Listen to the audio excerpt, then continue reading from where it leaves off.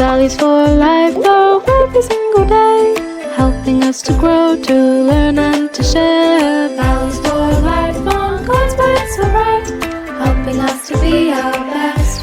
Whoa, Nollywood kids, Nollywood kids, values for life.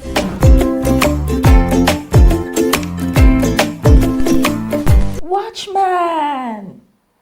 I saw the most amazing thing today. A cake. Big, creamy, chocolatey.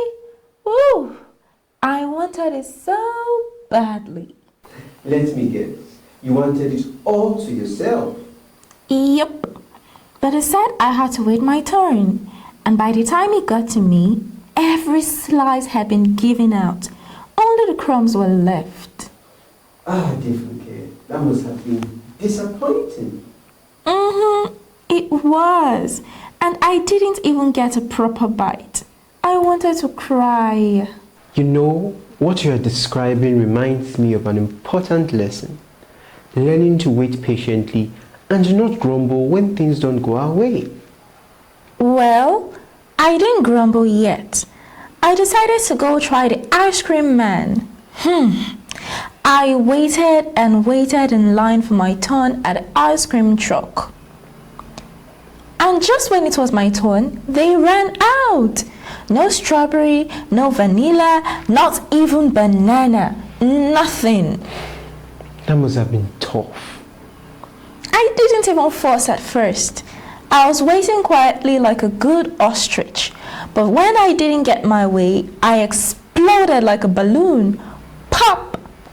I was so angry. First the cake, then the ice cream too. You know, you just walked into today's lesson without knowing it. I did? Yes. Today we are learning how to wait our turn and to not complain when things don't go our way. That is part of having patience. Okay, watchman, but it's hard, really, really hard, because I waited my turn quietly. It wasn't fair. I had to complain. I know. That's why I want to tell you the story of someone who went through very hard things, but still had patience. Ooh, really? Who was it? His name was Job. Job was a man who lived long ago. He was known all around as someone who truly loved God. He always tried to do what was right, and he stayed far away from anything bad. Job was also very blessed. He had 10 children, thousands of animals, many servants, and more land than anyone could imagine. People looked at Job and thought, wow, he must be God's favorite. But one day, something unexpected happened. In just a short time, Job lost everything. Thieves came and stole his oxen and donkeys. A fire burned up his sheep. Enemies took his camels. And then a strong wind blew the house down where his sons and daughters were eating together, and they all died. But it didn't end there. Soon Job's body became covered with painful boils from head to toe. He was in terrible pain and had to sit on ashes using broken pottery to scratch himself. Still, Job didn't say bad things about God. He didn't throw tantrums or blame others. He was sad, very, very sad. But he stayed respectful and kept trusting God. Even when his wife told him to curse God and give up, Job said no. Even when his friends told him he must have done something wrong, Job said he hadn't. And he still refused to speak badly about God. Job waited. He waited when life hurt. He waited when he didn't understand why things were going wrong. He waited without complaining, even when he didn't get his way. And you know what happened in the end? God restored everything Job had lost and gave him even more. He blessed Job with more animals, more land, and more children. Job lived a long, full life, and was honored by everyone who knew him. Job's story teaches us that patience means trusting God even when life doesn't go the way we want. Waiting quietly, without complaining, is a way we honor God. And just like Job, we'll see that he never forgets us. Job must have been a special person because that's being super patient. To go through all that and not complain? Exactly. Even when his friends blamed him, even when his own wife told him to give up on God, Job stood strong. He didn't get his way, but he trusted God anyway. And in the end, God restored him. Job got back double everything he lost. More animals, more wealth, and even more children. Amazing. Job waited, trusted, and didn't complain. And God made it better. That's a really tough value to learn. Yes. Job teaches us that when life doesn't go our way, we can still trust and wait. That's the heart of patience. Now, let me tell you about another patient friend. This one's not from the Bible, but from the forest. His name is Tenna, and he's a sloth from the Tiv forest region. Tenna? That's a nice name. It means God knows. So here it goes. Deep in the peaceful forest of Tiv land lived a young sloth named Tenna, and everyone who met him said Tenna was the calmest animal in the entire forest. While others jumped, zoomed, and dashed, Tenna always moved slowly, carefully, and quietly. One sunny morning, the forest buzzed with excitement. The golden guava tree, tall and grand, was finally bearing fruit. The animals decided to have a friendly race. Whoever got to the top first could pick the biggest, ripest guava. The monkeys were already swinging into action. The parrots flapped their wings and soared ahead. The squirrels zigzagged through the branches like lightning. And Tenna, he began his climb, step by slow step without rushing. As the others raced upward, some animals laughed at how slow Tenna was. Others zoomed past him without a second glance. But Tenna didn't stop. He didn't complain. He didn't compare himself to anyone. He just kept going, steadily and patiently, one branch at a time.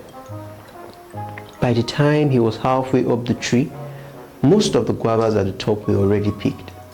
But Tenna kept climbing. Then, just as he reached a wide branch near the middle, a strong breeze swept through the forest.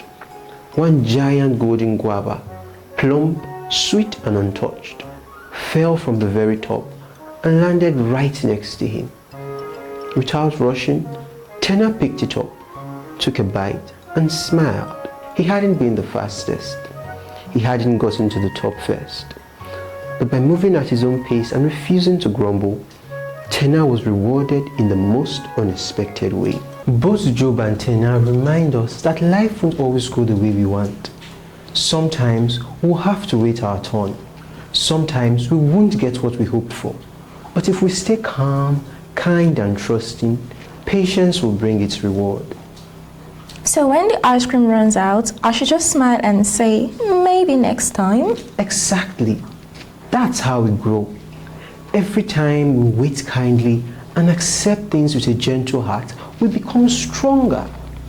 Today, I'm learning from Job and Tenna, and I'm going to be the most patient ostrich in town.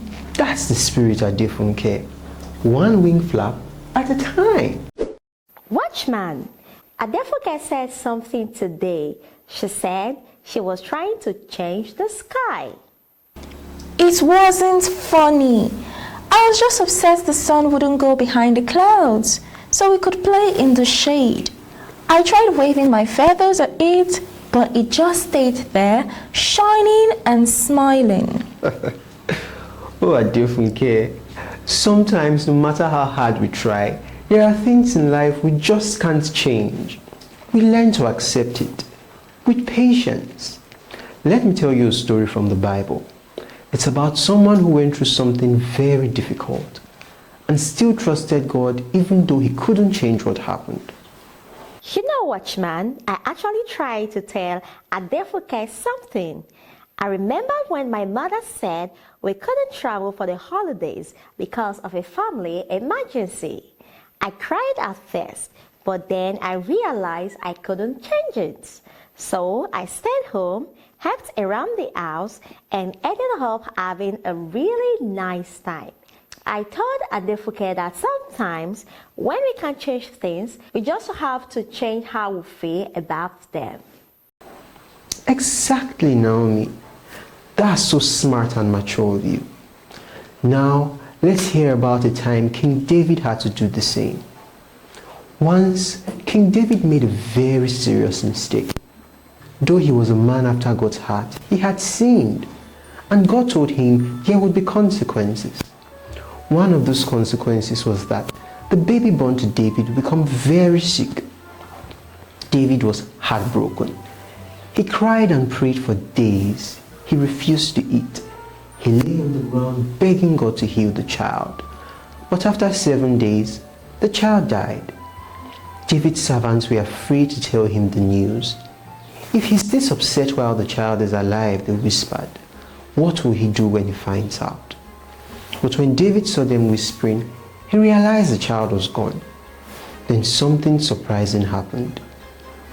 David got up, he washed himself, put on clean clothes, and went to the house of God to worship. His servants were shocked. Why are you eating and smiling now? They asked. David said, while the child was alive, I prayed, hoping God might change his mind. But now that he's gone, I can't bring him back. I will go to him one day, but he won't return to me. David accepted what he couldn't change. Instead of staying angry or bitter, he chose patience, trust, and worship. Yes, indeed. That was quite sad. Watchman, do you have another story? You know I always do. In the grassy plains of Benue in Nigeria lived a young buffalo named Nengev, a name meaning endure. Nengev loved to race with the other cows, jump through the grass, and roll in the mud. One day while playing near the river, Nengev slipped and hurt his leg badly. The wise old vet bird told him, you will heal, but you won't be able to run like before. Nengev was heartbroken. He missed running. He missed leading the charge during calf races. At first he cried and tried to hop and run anyway, but it hurt so much. Then slowly, Nengev started doing what he could do. He learned to listen to sounds others ignored. He became great at warning the herd when danger was near. He even helped guide the little ones by walking steadily at the back. He never ran again, but he became one of the most trusted and valuable members of the herd. Not by changing his problem, but by accepting it and becoming patient enough to grow through it. Let's sing the song Nengev loves to sing so much. Sometimes I can't fix the rain, fix the rain. Sometimes I can't stop the pain, stop the pain. But I can wait and I can pray, I can pray. I can wait and trust God anyway. I can't move the sky so blue, so blue. Or make hard things feel brand new, feel brand new. But I can rest and I can sing, I can sing. I can rest and let patience do its thing. I'm still thinking about King David. So, he didn't stay upset forever. He let go. Yes, and Nengev too. He accepted his new life and found a way to shine.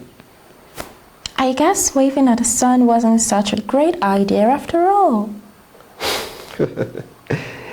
It's okay to wish things were different sometimes.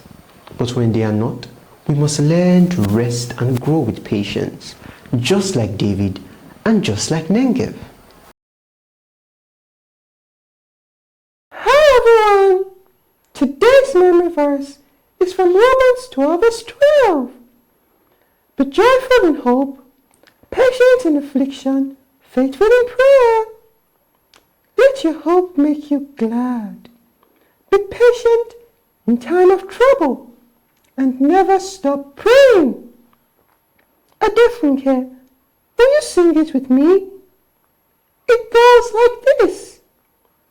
Sing it after me. Let your hope make you glad.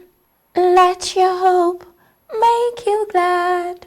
Be patient in times of trouble Be patient in times of trouble and never stop praying. and never stop praying. Sing it with me, Adefunke. Let your hope make you glad. Be patient in times of trouble and never stop praying. Let's sing it together, everyone. Let your hope make you glad. Be patient in times of trouble and never stop praying. We have hope of living together with God in heaven. This can make us glad anytime. Be patient in times of trouble, knowing that they will not last forever, and in the meantime, be like David was and never stop praying. That's right. Praying does help us to be more joyful and patient. That's true. Watchman, I tried to build a kite for the 5th time, but it's still floppier than a deflated balloon. Well, at least you are still trying. That's already something to be proud of. But I keep wasting time. I start, then I stop to look at birds, then I nap, then I snack, and suddenly the whole day is gone. So 2 lessons are chasing you today like puppies. First, use your time wisely. Second, never give up even when it gets hard. Sounds like a tag team match. Let me tell you something that happened to me when I was your age. I once wanted to learn to play a song on a small wooden flute my grandfather gave me. I loved the tune, but I was terrible. The sounds I made could chase lizards away. At first, I only practiced when I felt like it, which wasn't often. Most times, I wasted my hours daydreaming or fiddling with my shoelaces. Weeks passed and the song still didn't come. Then one day, my grandmother sat beside me and said, "If you use your time better, the tune will come. If you don't give up, the music will one day follow your fingers." So I made a simple plan. 15 minutes a day, no distractions, no skipping. And each time I got it wrong, I tried again, slowly, patiently. And one day, the tune came. I played it straight through. I had learned to use my time and to try again. I see. You really put your mind to learning it, and you had the patience and zeal to try and try again. And it also made you use your time wisely. That's brilliant. Does the Bible give any advice? Yes. The Bible tells us to go to the ant, consider its ways and be wise. Ants are tiny, but they never waste time. They plan, they work hard, and they keep going until the job is done. And when things go wrong, they try again, without complaining, without quitting. So, if a tiny ant can do all that, what's stopping a big, strong, elegant ostrich like me? Nothing at all. Especially not if she learns to spend her time well and keep trying even when it's tough. I think I'm going to try again with my kite. But this time, I'll put away distractions and I'll keep going even if it takes all week. That's patience, wisdom, and determination all rolled into one. Every wise person learns how to manage their time, and every strong heart learns to try again. And when I finally fly my kite, I'll sing a song to the sky, a patient ostrich victory song. Well, I can't wait to hear it. It's time to say goodbye. Go forth and teach the word to friends and family. Now, pals, it's time for questions and answers. Question 1. Why didn't Job get angry or complain when everything went wrong for him?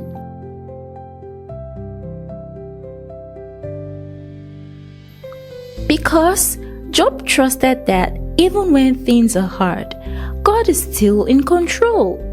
He had patience even when he didn't understand why bad things were happening. 2. What should I do when I wait my turn but don't get what I was hoping for?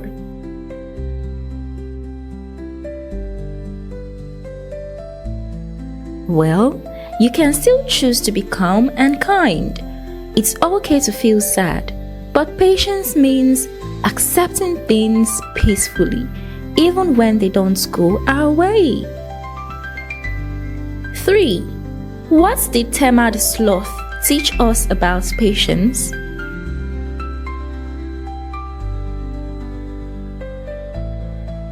Well, Tenna showed us that you don't have to be fast or first to be rewarded. If you keep going quietly without complaining, good things can still come your way. Question 4. Why did King David stop crying after his child died?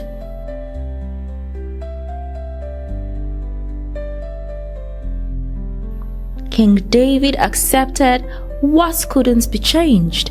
He had prayed and hoped, but when the child died, he chose to trust God and move forward with peace. Question number 5.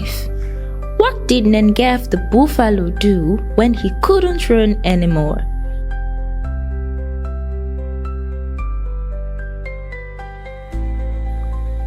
He found other ways to help his herd. He listened, guided, and protected younger ones. He showed that accepting what you can't change can help you grow in new ways. Question 6. What does it mean to use my time wisely?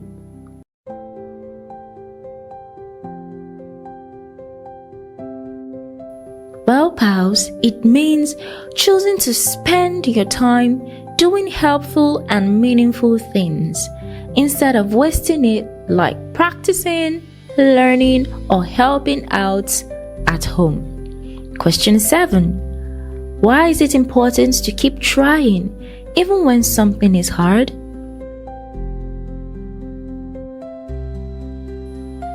Well, because each time you try, you learn and you grow.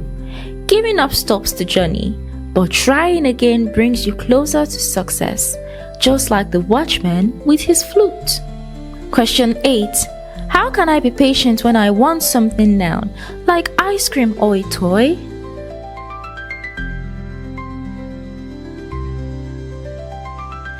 Well, take a deep breath and remind yourself that waiting calmly makes you stronger. You may not always get what you want, but you grow every time you practice patience. Now, question 9. What's one thing I can do today to practice patience?